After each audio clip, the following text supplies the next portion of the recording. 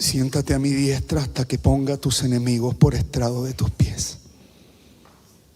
Siéntate a mi diestra hasta que ponga por estrado de tus enemigos. Siéntate a mi diestra hasta que los ponga por estrado de tus pies. El Señor en el lugar santo está soltando un imperativo. Siéntate.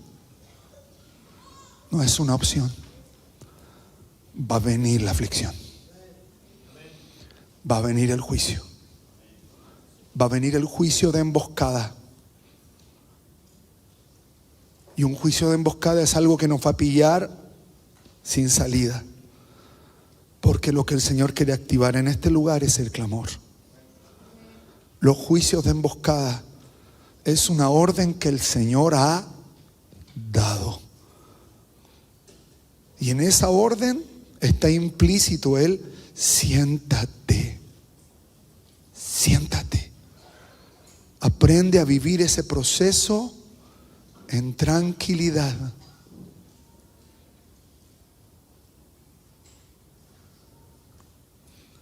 Él va a enviar desde Sión. Perfecto.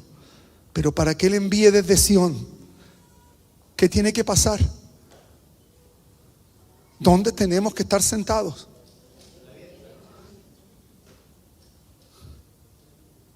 ¿Y qué es estar a la diestra? Siéntate a mi diestra hasta que ponga a tus enemigos por estrado.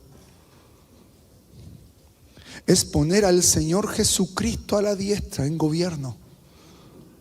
No ponernos nosotros no vamos a salvar las situaciones. Es el Señor.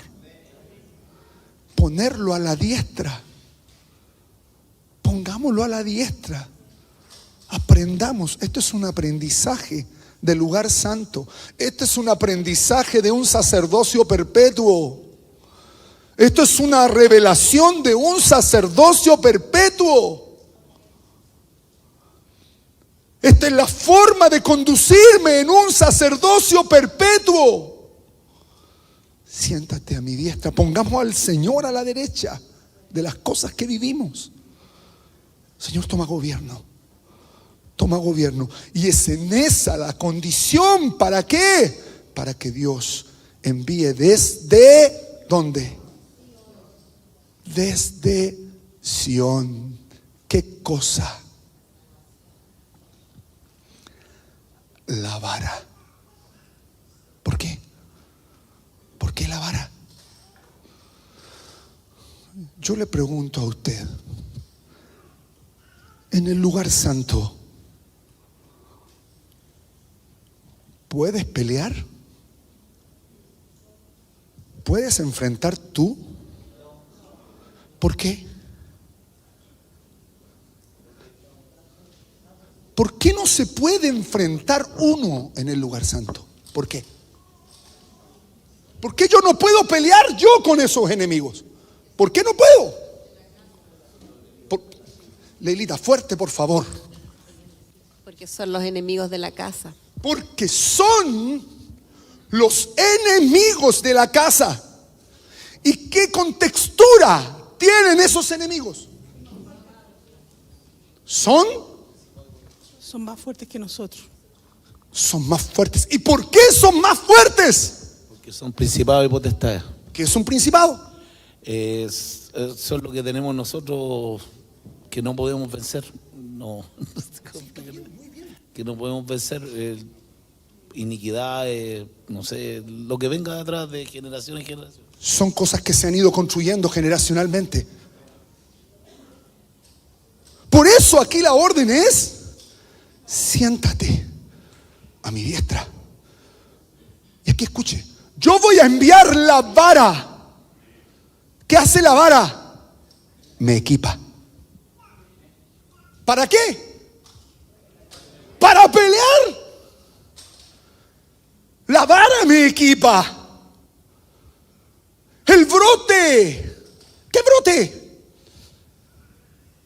2 años atrás hablamos del árbol de la vida.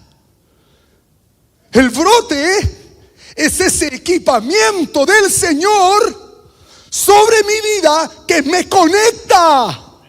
¿A qué? Al árbol.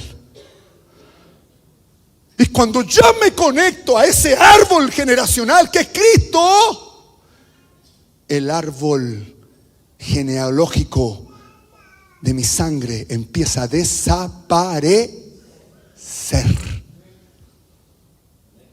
¿Entendió? Él envía. Y esto es un sacerdocio que no tiene genealogía. Esto es maravilloso. Este sacerdocio me desconecta de mi genealogía. ¿Se entiende? ¿De qué manera? Siéntate a mi diestra hasta que ponga a tus enemigos. Vale decir, aprende a vivir el proceso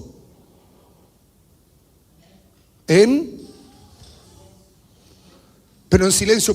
¿Para qué ese silencio? ¿Para qué? Para escuchar tu dabar. Yo quiero escuchar eso. Hermanos, esto es sacerdocio. Esta instrucción que se está dando, esto es sacerdocio.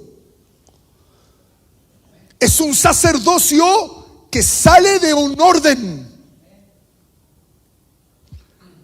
Este sacerdocio es perpetuo. Me va a hacer maduro. Y me va a hacer adquirir toda la naturaleza de Dios en mí. Esa es la forma, no hay otra. Esta es la forma del Señor. Aprender a sentarme en quietud en el juicio de emboscada y a soltar el clamor. Callarme, escuchar. Callarme para escuchar. Callarme para escuchar. Él enviará desde Sion esta vara, esta conexión, este equipamiento celestial de gloria a mi vida. Y luego se suelta otro imperativo: domina. Primer imperativo: siéntate. Segundo imperativo: domina. Entrar en el dominio del Señor. No yo. No yo, no. Conectarme a la vara. Conectarme al equipamiento, a la instrucción que el Señor tiene para darme ahí en ese tiempo. Porque muchas veces vivimos románticamente ciertas situaciones, o situaciones se perpetúan porque no se entra en el sacerdocio. Esto es sacerdocio. Esta es la forma. Hemos adquirido muchas formas. Muchas formas que vienen del principado, de nuestra paternidad, y de la potestad, nuestra mamá o ancestral. Muchas cosas que están ahí influyendo en nuestra vida y pensamos que no nos afectan. Ni nos damos cuenta que hemos metido hechicería en la casa. Ni nos damos cuenta. Ni nos damos cuenta del gobierno que hay en la casa. Lo que quiere hacer la gloria del Señor aquí es enviar desde Sion la vara del poder que domine. La que domina es la vara. O nosotros, ¿quién es la vara? Es Cristo. El proceso de Cristo. El que domina es Cristo. El que se sienta es Cristo. Él está a la diestra de Dios. Tu pueblo, producto de esta acción sacerdotal, producto de esta acción gubernamental. ¿Por qué? Porque este sacerdocio deriva en un gobierno. Y aquí está el gobierno. Tu pueblo se te ofrecerá voluntariamente en el día de tu poder. La vara tiene que quebrar la voluntad. Porque nosotros tenemos voluntades que están operando que no son la voluntad de Dios. No son. Es más, ni siquiera sabemos de dónde vienen, pero nos están trayendo estragos.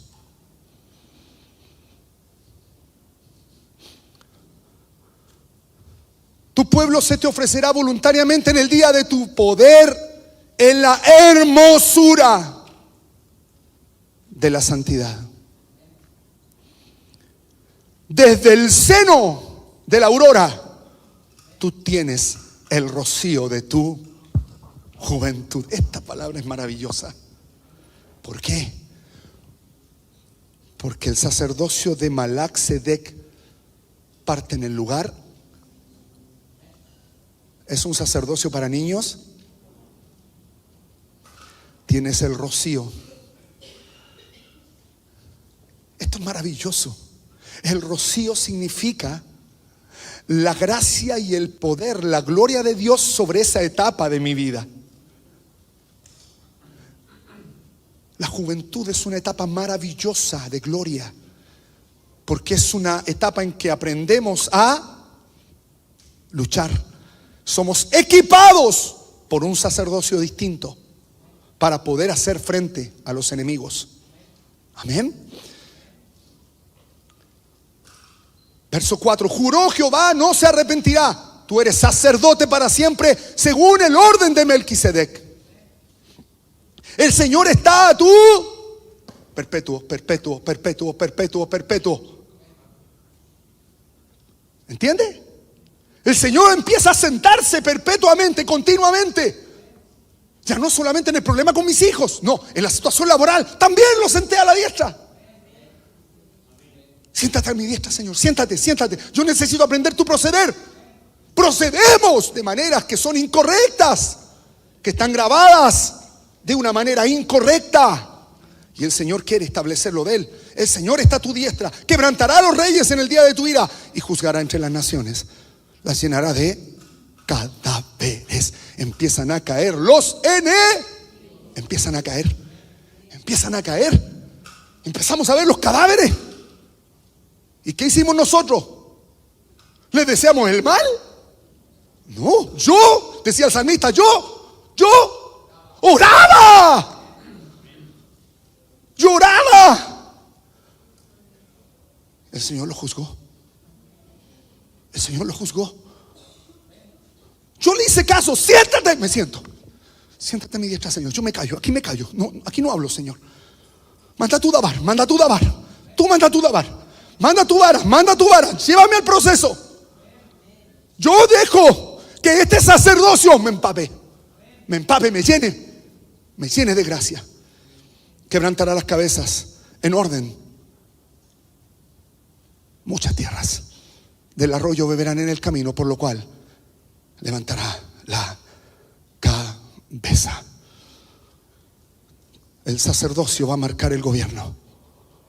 Un sacerdocio va a marcar un gobierno. Entendamos esto, hermanos. Un sacerdocio va a marcar un gobierno. Y de esto vamos a hablar hoy.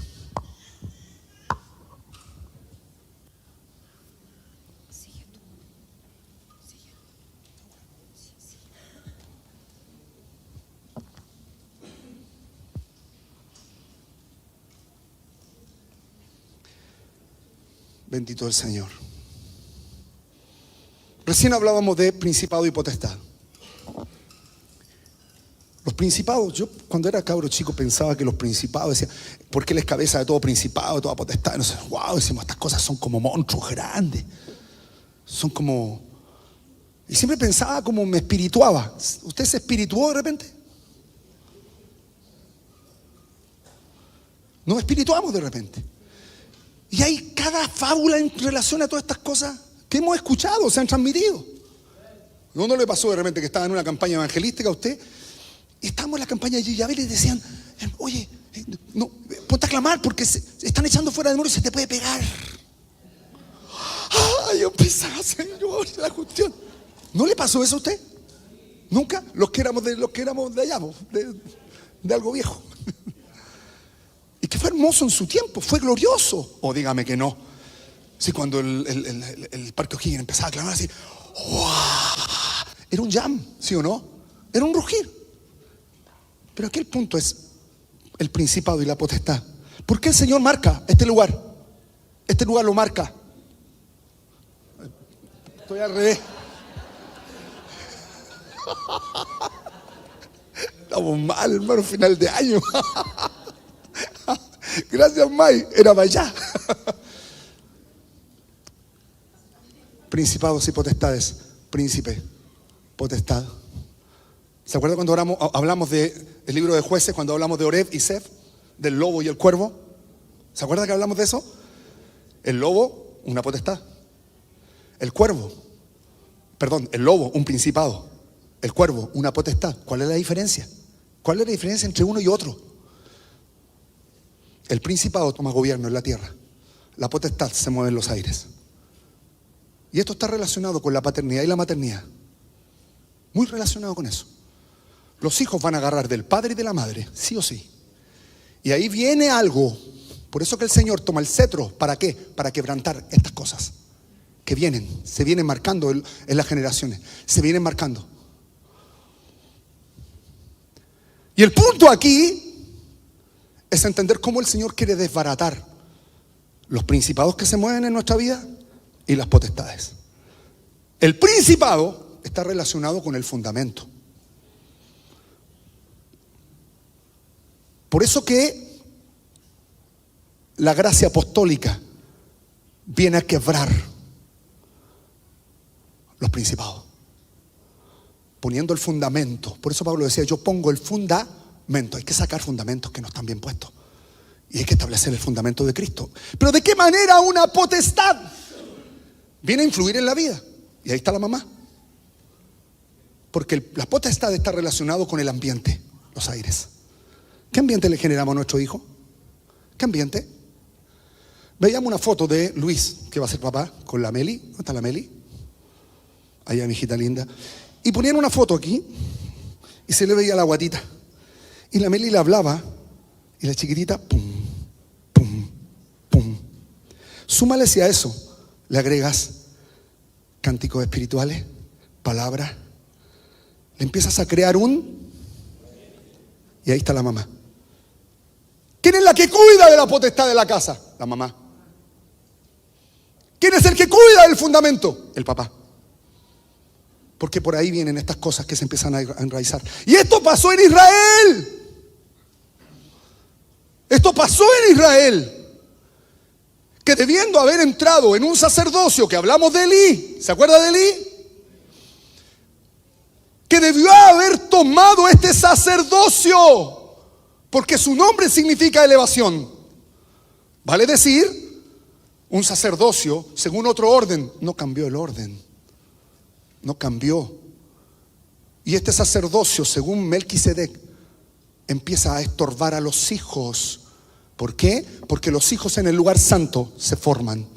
Nos guste o no, se forman.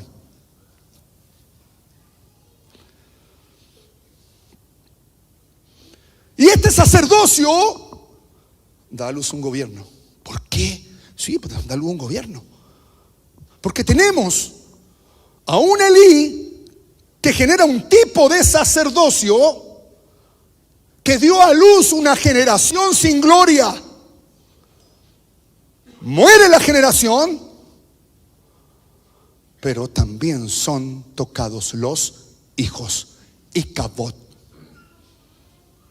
que significa sin gloria, sin resplandor. Vale decir oscurecidos. Y uno ya empieza como, está hablando de oscurecer. Oreb, oscurecer, oscurecer. Aquí estuvo metido el cuervo. Una potestad que se asocia. y que genere un gobierno. Porque en ese tiempo Israel empezó a pedir rey. ¿Por qué no lo habían hecho antes? Porque la Escritura nos viene a hablar del orden, de cómo el orden de las cosas se establece. Y empiezan a pedir rey. Y ya está en el sacerdocio Samuel, antes de que la menorá se apagara. Por lo tanto, Israel está en un proceso de lugar santo. ¿Por qué? Porque en este punto Israel estaba involucionando. ¿Y qué tiene que pasar con la menorá? ¿Cuál era la función del sacerdote? ¿Cuál era la función de ese sacerdocio? Bueno, el sacerdote siempre tenía que estar preocupado que hubiera aceite y que las lámparas del pabilo no se apagaran. No se apagaran. Y la Escritura dice que aquí la lámpara se estaba apagando. Y a punto de que se apagara, ¡pum! Dios llama a Samuel. ¿Por qué llama a Samuel? ¿Por qué no llama a Juan? ¿Por qué no llama a Pepe? ¿Por qué? Dios es ordenado. Dios tiene que volver, hacer volver. Y Samuel tempranamente significa el que oye. ¿Qué aprendemos en el atrio?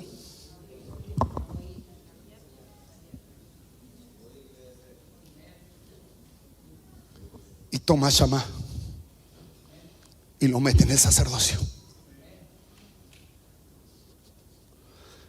Y ellos piden rey. Queremos rey. Queremos rey. ¿Y a quién se les da? A Saúl.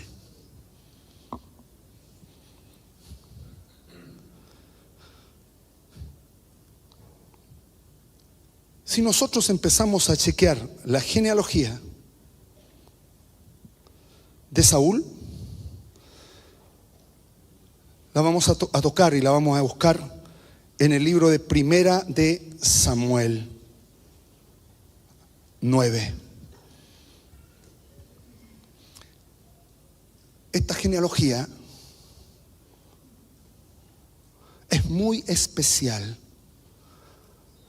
porque lo que hace esta genealogía es establecernos sobre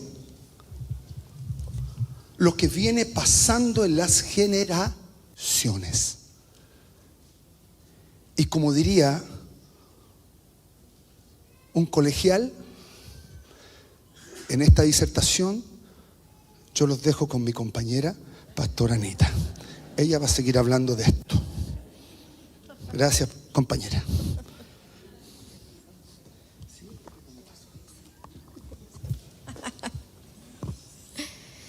Este tema de principados y de potestades es algo tan fundamental en una casa. Uno pareciera que ve esto como algo lejano, pero si nosotros lo vemos a la luz del diseño, de ese diseño que parte con Judá, hay que ver qué es lo que pasa para que se pueda establecer el gobierno. Dijimos de que un sacerdocio establece un gobierno, ¿verdad? Es decir, el rol del papá y el rol de la mamá va a establecer un gobierno en la casa. Y antes de que toda esa cosa se establezca, si nosotros hacemos memoria y vamos a la familia de Jacob, ¿ha pensado usted qué habría pasado si Jacob no le cambia el nombre a Benjamín?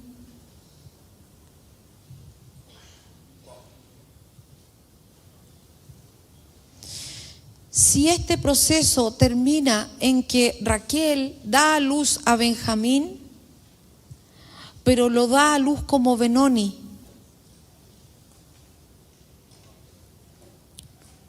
y lo deja como el hijo de mi dolor, ¿ha pensado cómo sería el gobierno? el hijo del dolor. Dios me hizo fructificar en la tierra de mi dolor y Dios me hizo olvidar el dolor.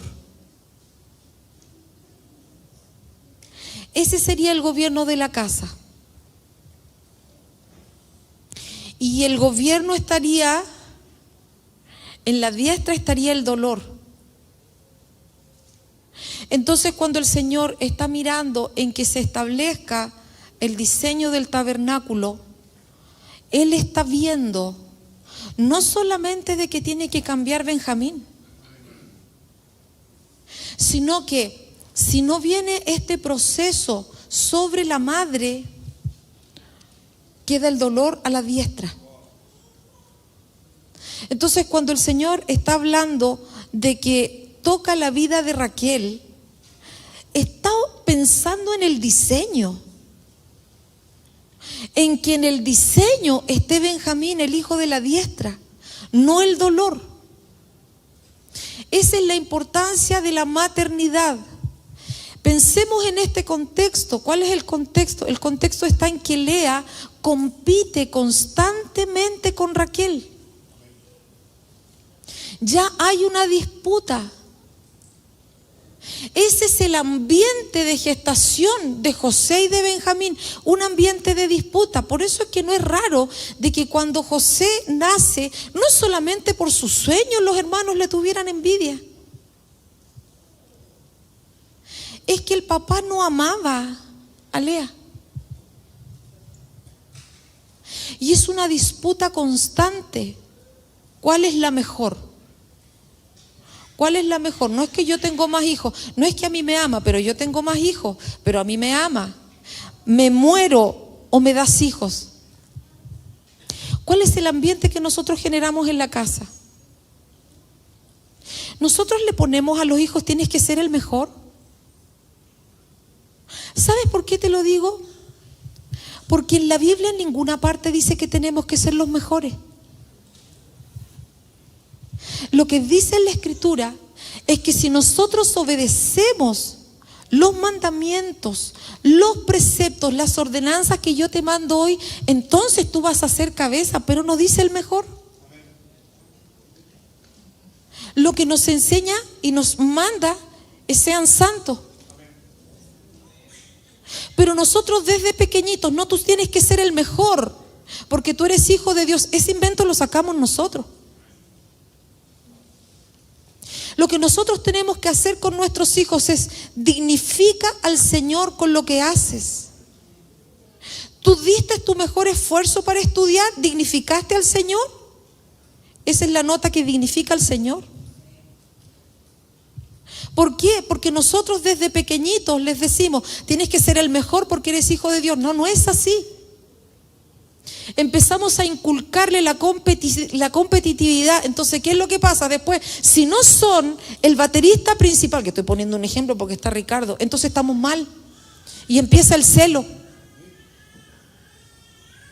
O si yo no soy la voz principal, entonces empieza el celo. Porque lo que nosotros tenemos que preguntarle a nuestros hijos, la forma en que tú estudias dignifica al Señor. La nota que tú te sacaste dignifica al Señor, porque puede tener un 7 y deshonrar al Señor con su comportamiento. Pero tiene la mejor nota. Pero el Señor no se dignifica por la nota. El Señor se dignifica porque nosotros le inculquemos a nuestros hijos que lo que hagan honre al Señor. ¿La actividad de nuestros hijos honra al Señor o los honra a ellos mismos?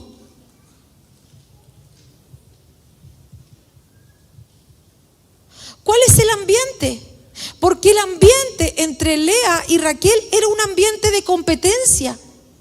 Yo soy mejor, tengo más hijos, yo soy mejor, a mí me aman, a ti no. Y una competencia insana. Aprende como es tu hermano. No eres como tu hermano, eres igual que este, eres igual. Y eso, claro que produce dolor, porque si tu hijo o tu hija no tiene aptitudes matemáticas y tú le inculcas que tiene que ser el mejor, que fue una cosa que tú inventaste, nosotros empezamos a frustrar y a no entender que cada uno tiene un lugar y una posición, y en tu posición tienes que dar lo mejor.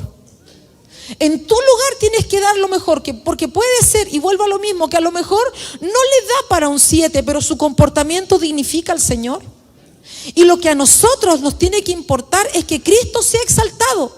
Entonces el Señor, la única forma que tiene para cambiar la idolatría que Raquel trajo fue sujetar la muerte. ¿Usted ha pensado que todo nacimiento tiene que tener una muerte? No hay nacimiento sin muerte. Y no solamente estoy hablando de la parte del cuerpo de la mujer.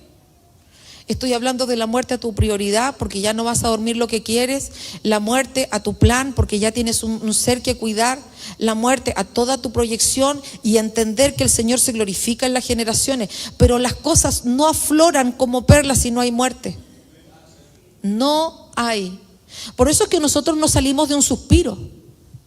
Nosotros salimos porque alguien enterró la lanza en el costado. Y en esta parte, la parte de la maternidad, es importantísima. ¿Por qué? Porque a lo mejor yo puedo decir, saqué la idolatría. ¿De verdad la sacaste? Si en una ordenanza básica de tienes que hacer la apostasía, ¿no lo haces?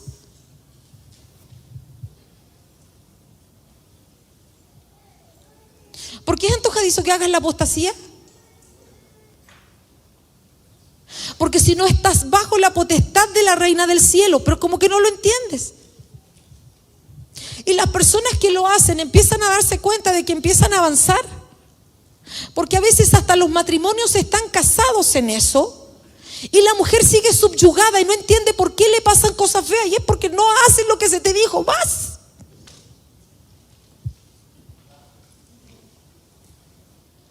¿Y cuál es la idolatría? La idolatría es una imagen. Y yo no tengo imágenes en la casa, pero levantan la imagen del dolor. Por eso es que la palabra que se soltó en la adoración era tan tremenda, esa palabra que se soltó, que se profetizó. No traigas al corazón las cosas pasadas, ni a memoria las cosas antiguas. ¿Por qué? Porque si el Señor te sanó de una cosa, ¿por qué vuelves al punto? Si el Señor te ministró y tú sentiste esto ya se fue, ¿por qué vuelves a hablar de eso? ¿No sabes que te estás contraponiendo a la ordenanza? Y vuelves a resentir, y vuelves a esa emoción, y vuelves a ese lugar espiritual, y vuelves a estar como el forro.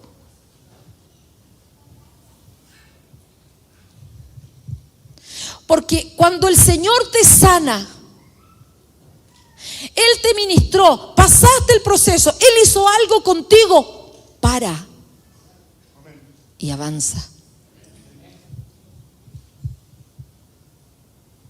Porque eso es lo que tú legas a tu casa. Y seguimos dando vuelta y empezamos a criar hijos amargos, hijos que aprenden a centrarse en ellos. Y aquí nosotros tenemos que centrarnos en el Señor. ¿Sabes por qué? Porque eso es comer del árbol del conocimiento del bien y del mal, y no comer del árbol de la vida. Yo tengo que aprender a comer del árbol de la vida. Tienes un tiempo de sanidad, pero no podés pasarte 15 años en lo mismo. El Señor te sanó. ¿Pasó algo en tu matrimonio? Han pasado 20 años y todavía estáis sacando lo que pasó hace 20 años. Si Él obró en tu vida, no menosprecies esa obra del Señor. No la tomes por nada, volviendo a ese punto. Por eso es que el Señor va y toma a Raquel, pero no pensando en Raquel. La única forma de que Raquel cambiara esa forma de idolatría era que se le subiera el alma. Porque eso es lo que dice. Luego explica que falleció, pero lo que dice, el alma de ella subió. No había otra forma de que cambiara a menos que se muriera. Porque si quedaba viva, seguía replicando lo mismo. Claro que una parte es que ese decreto que soltó Jacob estaba presente, porque lo soltó como Jacob, pero aquí está Israel. O sea que Jacob ya no estaba operando Israel, un hombre que tenía la capacidad de cambiar la identidad. ¿Por qué no se la cambió a Raquel? Si él podía cambiar la identidad, entonces ¿por qué se le muere la señora? Si pudo cambiar de Benoni, del hijo de mi dolor, a Benjamín, ¿qué pasó?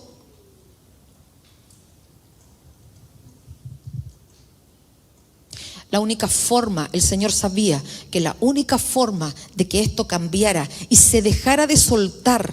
Aquí tengo una guagua, pero quiero otra. Aquí está, mira, te estoy ganando. Mira cómo vamos. Yo tengo los hijos. No, yo tengo el amor. La única forma de terminar con eso, se la lleva. ¿A cuántos del Señor aquí se los tiene que llevar para que cambien? Porque en vida no cambian.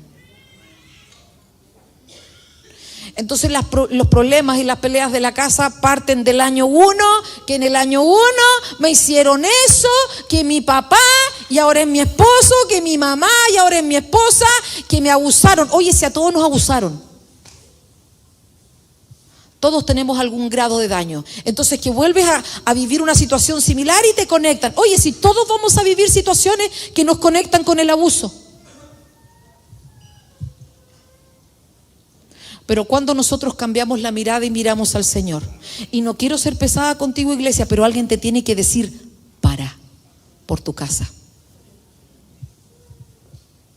Alguien te tiene que decir, pone la mirada y dignifica al Señor. Tu actitud dignifica al Señor.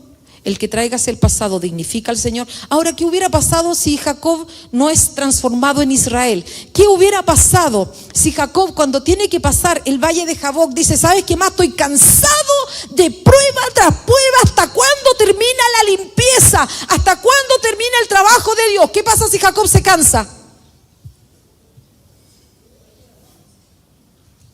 ¿Qué pasa con el querub? Es que estoy tan cansada que nunca se termina este proceso. Estoy tan cansado que nunca se termina.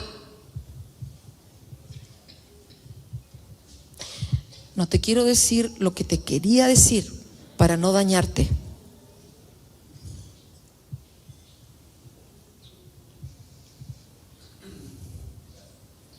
¿Sabes por qué?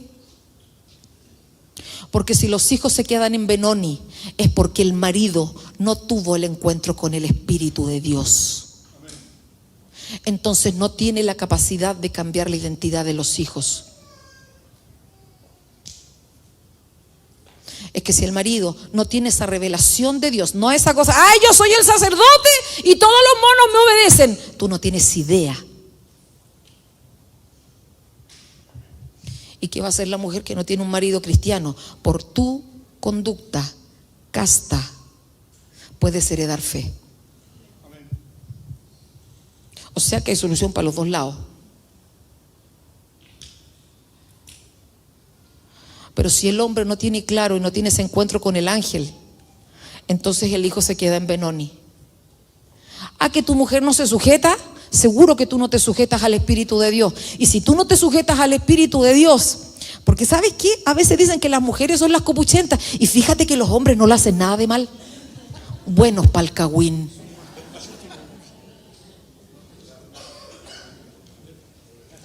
Que no saben que cuando viene algo de murmuración se dice, yo no hago parte. Con esto, ponte los pantalones. Paternidad, fundamento. ¿Te gusta el cagüín? ¿Tuviste el encuentro con el ángel? ¿Puedes decir qué es lo que Dios habla de tus hijos? ¿Puedes decirle a tu señora, no, mamita linda, este no se llama Benoni, se llama Benjamín, es el hijo de la diestra, no lo vamos a dejar en la amargura? ¿Tú sabes hacer eso? ¿O no sabes qué hacer cuando tu mujer se afecta? Paternidad y maternidad, pareciera que es algo muy celestial, no cambia.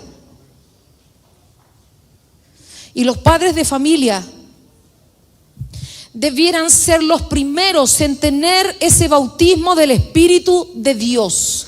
Los primeros en estar llenos de palabra. Los primeros en dar instrucción. Una instrucción con respeto en la casa. Porque cuando tu mujer soluciona los problemas es porque tú no has tenido el encuentro con el Espíritu de Dios. ¿O tú crees que el esposo tiene que decir, sí, mi amor? No, no tienes que decir, sí, mi amor. Tienes que aprender a formar.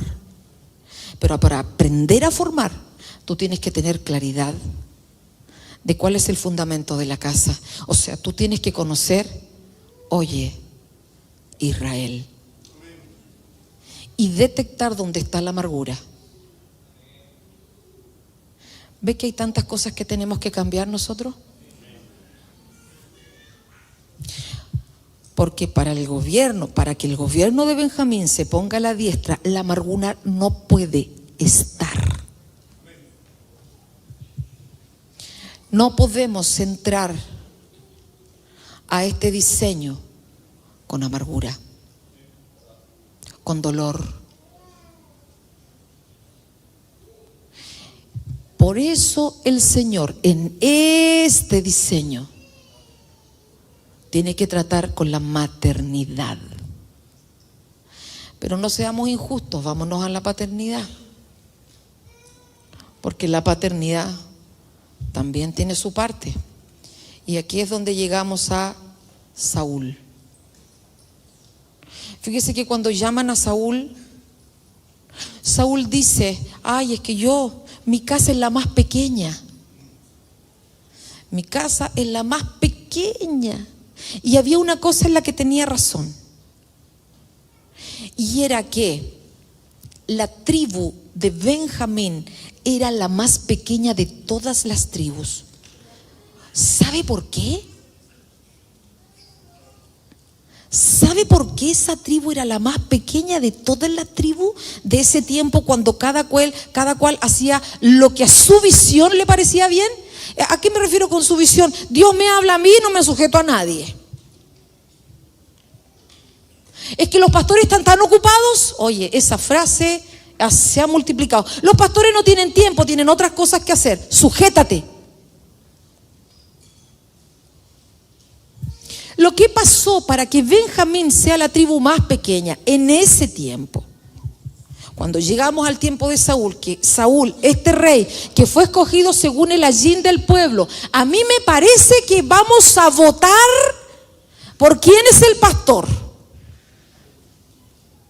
Y yo te digo que vengo de un lugar donde la gente vota para ver si el pastor se queda o se va. Pierden la dignidad por lote, entonces pierden las generaciones, porque se meten en cosas que no les corresponden. ¿Qué fue lo que pasó? ¿Qué pasó acá? Esto fue lo que pasó. Una persona de Leví, que no era sacerdote, un levita, tiene una concubina, pelea con la señora. La Valera lo traduce como infiel, le fue infiel. ¿Y sabe qué hizo la señora? Se peleó con el marido y se fue a la casa de su papá. Como si nuestros cabros se pelean y uno se va donde la mamá.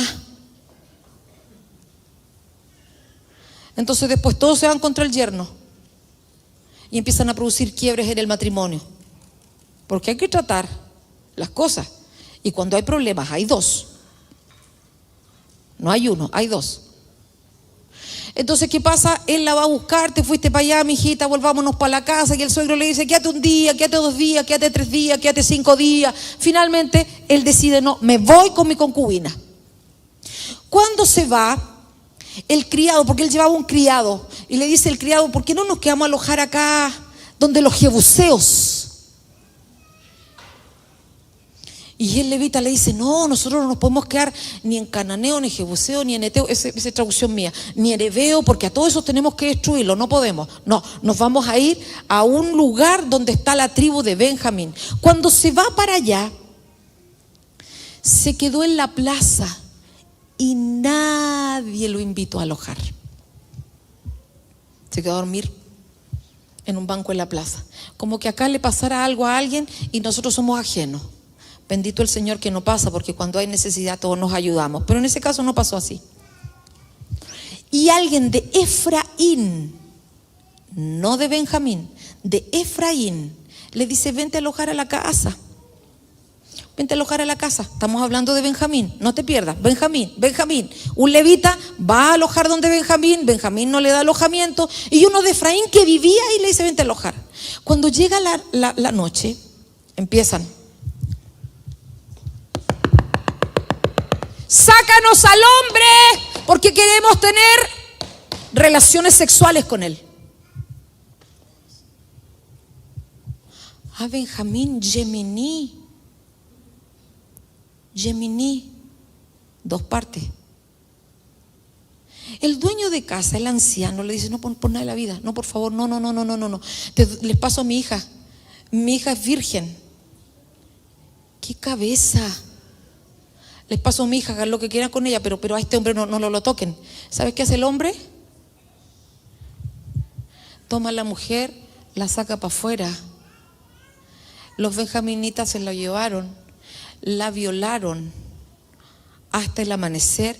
Ella se arrastra y queda con los brazos extendidos hacia la casa.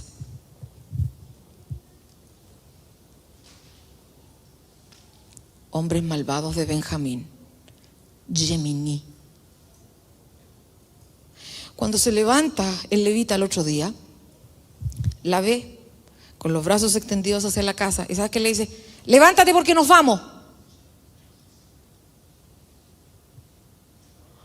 Él no la protegió, él no preguntó. ¿Y todo partió de qué?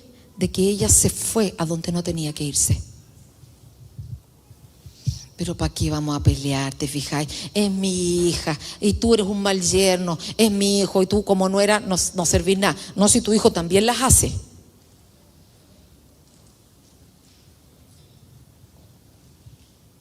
¿Qué pasa ahí? La toma, se la lleva y la descuartiza en 12 pedazos. ¿Quién hace eso? Toma a la mujer, la parte en 12 pedazos y manda un pedazo de la muerta a cada parte de Israel. Todas las 12 tribus tenían un pedazo. Y cuando se enteran, hacen una asamblea, traen al levita y le dicen: ¿qué pasó? Pasó esto. Entonces ellos dicen: ¿saben qué? Nos vamos a ir contra Benjamín, porque esto es una vileza y tenemos que matar a todos los malvados. Se van a pelear contra Benjamín. Y en la primera pelea, los benjamitas le sacaron la mugre a Israel. Perdieron, porque ¿sabéis qué? Tenían 600 zurdos. Gemini. ¿Qué representa la zurda en las escrituras?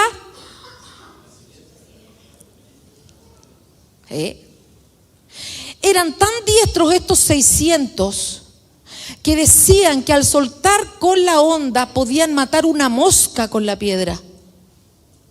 Mataron a más de 20.000 de Israel. Segunda opción, vamos otra vez a la pelea, porque el Señor quiere hacer justicia. Se van a la segunda pelea, otra vez derrotado y un montón de gente muerta. Hasta que en esa altura le preguntan al Señor: Señor, ¿qué tenemos que hacer? Hasta el momento no han preguntado nada. Ellos se juntaron en consejo y resolvieron: así hay que hacerlo. ¿Cuántas veces nosotros resolvemos así hay que hacerlo y no le preguntamos a nadie? Voy a mencionar un caso de alguien cercano, pero que yo sé que sabe que estoy hablando de esta persona, pero tiene claro. Es que lo voy a cambiar de colegio. ¿Por qué? Porque en este colegio no le va a dar la nota. ¿Y cómo sabe si el Señor no quiere que repita? ¿Cómo sabe si el Señor no quiere que crezca y que vea el fruto de lo que hace? Es que le quiero evitar el dolor. No estamos hablando de que el dolor produce crecimiento. No, es que yo le voy a evitar, es que mi hijito, mi hijita, déjalo que crezca.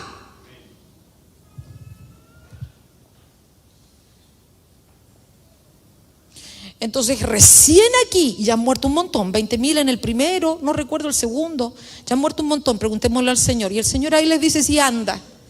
Pero ya han muerto 33.000 personas más o menos. O sea, ya ha quedado la escoba de lo que hemos hecho. Y entonces ahí nos acordamos, arreglemos este tema, porque también está la otra parte, no, sabes que yo no quiero, y te estoy poniendo ejemplos prácticos, sabes que yo no quiero hacer la línea de sanidad, ¿por qué no? ¿Sabes cuándo se te termina esa lecera? Cuando te queda la escoba. Pudiste haberte evitado toda esa vuelta.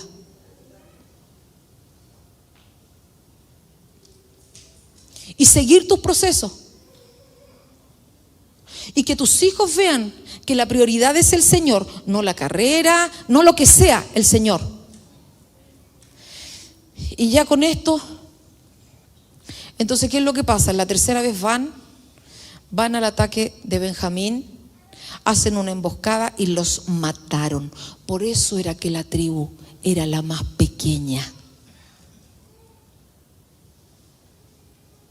Por eso esa tribu era la más pequeña. Entonces ellos pactan y dicen, ninguno le da su hijo a esto. Es decir, ninguna de las otras israelitas, mujeres, se iban a casar con los de Benjamín. Llegaron a ser tan pequeños que dijeron, ¿sabes qué? Dejémoslos que nos roben las hijas en una fiesta. Porque nosotros ya hicimos votos de que nadie le pasa al hijo. ¿Cuándo hicieron ese voto? Antes de consultar al Señor. Porque a veces a ti te parece que esa chica no es para tu hijo. Pero a ti te parece, ¿tú le preguntaste al Señor? Y a ti te parece que ese chico no es para tu hija. ¿Y tú le preguntaste al Señor?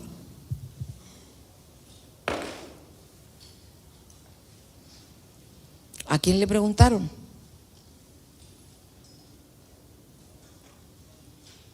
Se roban las mujeres, y de este Yeminí, de aquí es donde viene Saúl.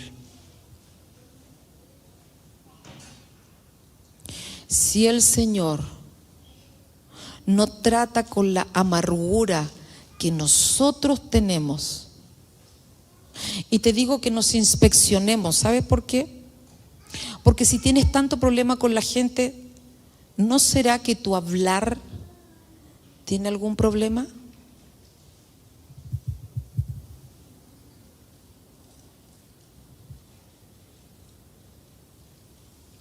Si tus hijos no tienen cercanía contigo, ¿no habrá algo que modificar en nosotros?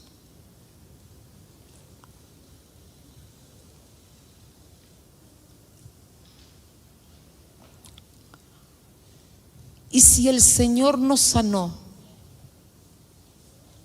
¿no será que tenemos que dejar de recordar el pasado? Entonces, si tú dices, yo ahora no puedo corregir a mis hijos, tú los estás deformando. No puedo disciplinarlos, tú los estás deformando. Es que lo que hicieron conmigo, tú lo estás haciendo ahora. Es que a mi hijo le pasa esto, los padres abren la puerta. Y todavía no llegamos al caso de Saúl. Iglesia preciosa, aprendamos que los procesos de sufrimiento tienen que dar a luz vida. Y los hijos pueden manipularnos desde que son bebés. Desde bebés ya saben cómo manejar las cosas.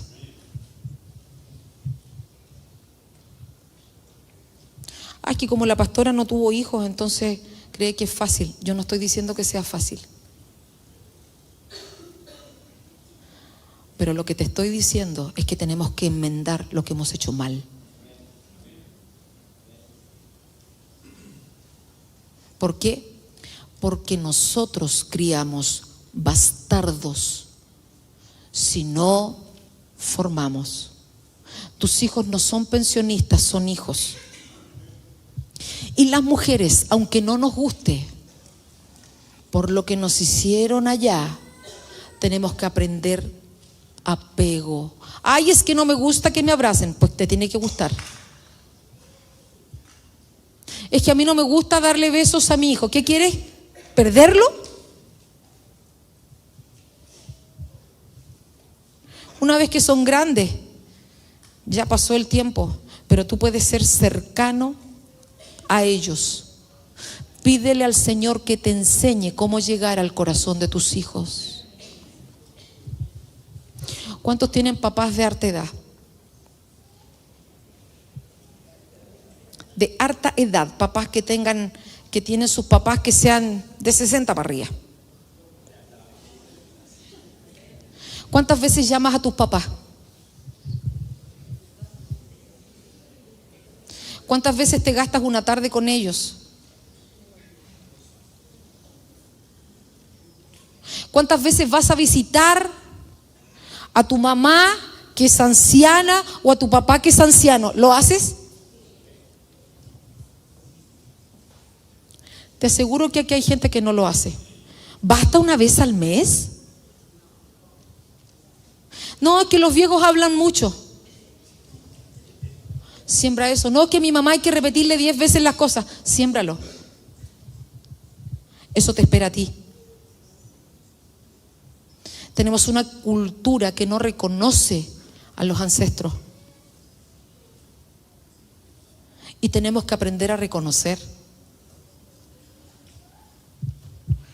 Como aquí tenemos a una pastora, la llamas por teléfono, ay, que no la conozco, conócela. Conoce y honra el trabajo de tu padre y de tu madre, así como nosotros honramos a esta preciosa mujer de Dios que está aquí con nosotros. Qué triste es cuando se van y los hijos no tienen cercanía con los abuelos. Entonces te propongo una cosa. Llama a tus viejos. Llámalos, escúchalos. Mira si tienen dinero para comprar sus medicamentos. Mira si tienen sus necesidades cubiertas. En cosas básicas nos caemos, iglesia. En cosas básicas. En detalles pequeños. No vamos a cambiar a las personas de mayor edad, probablemente no. Pero ellos no necesitan que nosotros les cambiemos. Ellos necesitan que nosotros nos sentemos con ellos. Y que compartamos con ellos y que los escuchemos. No te vas a hacer pobre si los llamas. Básico. Entonces, iglesia preciosa, este tema del diseño no es tan inalcanzable.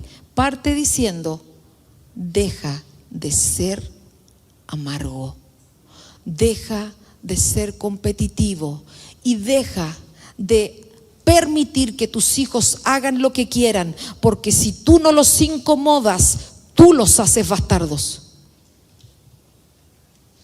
¿Ve qué sencillo era el mensaje? Paternidad y maternidad. ¿Quieres que tus hijos sepan quiénes son? No consiste en buscar la mejor palabra. Cachorro de león. ¿Seguro es cachorro de león? ¿Tú clamas? Porque para que le digas cachorro de león, algún león debe haber en la casa, ¿no? Nos encanta soltarle la palabra. Estoy dando un ejemplo que no sé si es así o no sé cuál soltaste. Mi memoria a esta edad No, tú restaurarás las ruinas antiguas. ¿En serio? ¿Tú te manejas en eso? Para que tus hijos lo hereden, po.